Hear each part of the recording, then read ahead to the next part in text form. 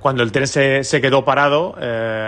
rápidamente vimos que empezaba a llegar gente del pueblo, un poco a interesarse por lo que había pasado. Yo creo que también un poco por lo excepcional de la situación y en cuanto vieron cuál era el panorama de lo que había ocurrido, pues nada, decidieron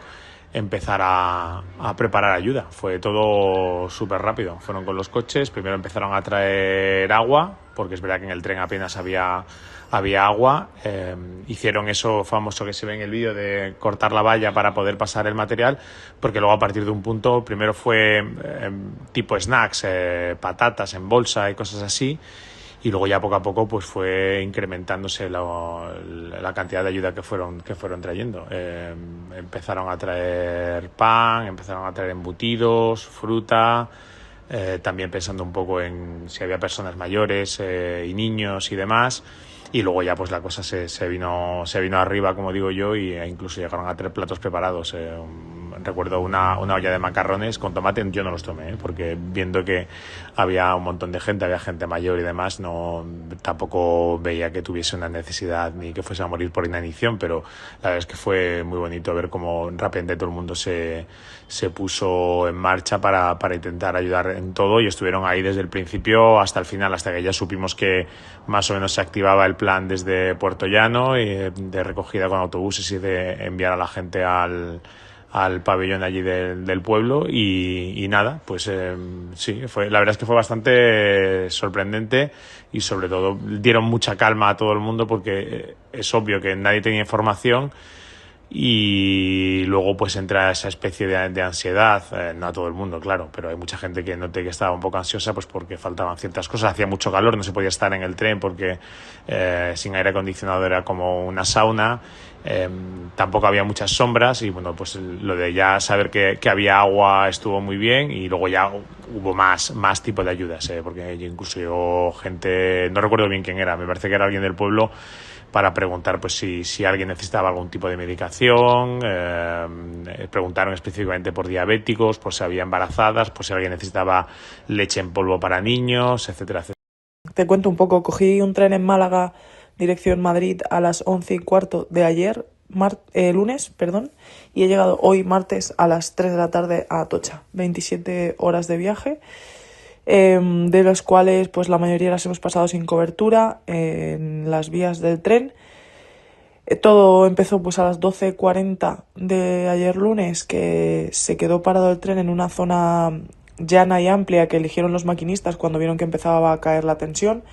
Decidieron parar allí para que pudiéramos cobijarnos, porque había un poco de sombra y bueno, se estaba bien. Estuvieron un tiempo buscando un sitio adecuado, porque estaban viendo que íbamos a tener que parar. Al principio parecía que era algo mucho más momentáneo, no teníamos información, no sabíamos que era algo generalizado, no sabíamos que era algo a este nivel, ni muchísimo menos. Y nada, con el paso de las horas pues nos empezamos a quedar sin agua, y empezamos a desesperar un poco al no tener cobertura, porque habíamos podido enviar muy pocos WhatsApps. Algunas personas consiguieron pues contactar con sus familias, llamar y demás, y así es como tuvimos algo más de información y nos enteramos de lo que estaba pasando a nivel general.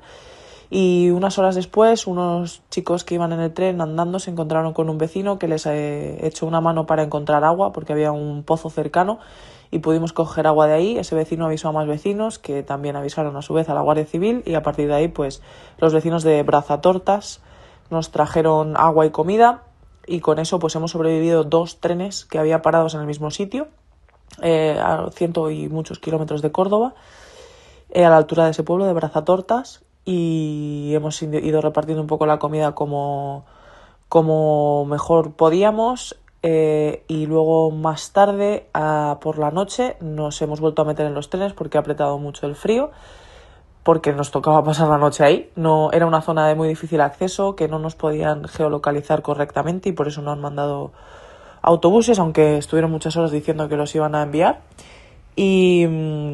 nada, ya por la noche volvió la electricidad, muy tarde, a la 1 de la mañana o así, volvió la cobertura momentáneamente, y en ese momento pues pudimos movernos, se movió el tren hacia una estación cercana, pequeña, donde hemos pasado la noche, y a las 6 de la mañana ha venido Cruz Roja a entregarnos paquetes de comida militar para terminar de pasar pues las últimas horas, porque por la mañana, después de que los vecinos de Villanueva de Córdoba nos trajeran otra vez más comida y más agua, esos 2 pueblos nos han salvado, por la mañana ya se ha restablecido la circulación y ha podido venir un maquinista a sustituir al que estaba operando el tren, porque evidentemente después de 24 horas despierto o más